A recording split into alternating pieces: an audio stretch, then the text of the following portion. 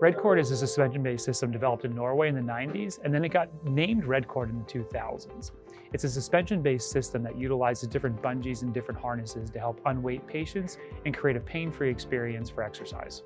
You're suspended but supported. I like to say it's time effective and efficient in providing really safe exercise for the core. It involves the entire body with every movement. If you've done traditional physical therapy in the past and it hasn't worked, this is an alternative method.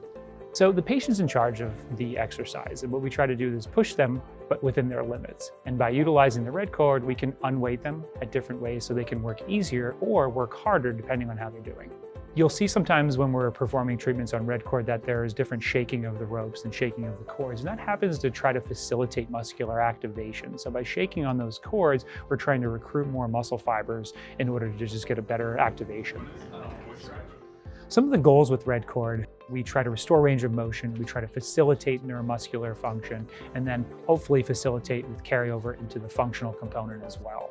This form of exercise can be used on a continuum, from an acute injury to chronic problems to all the way to fitness. So many people can benefit from Redcord.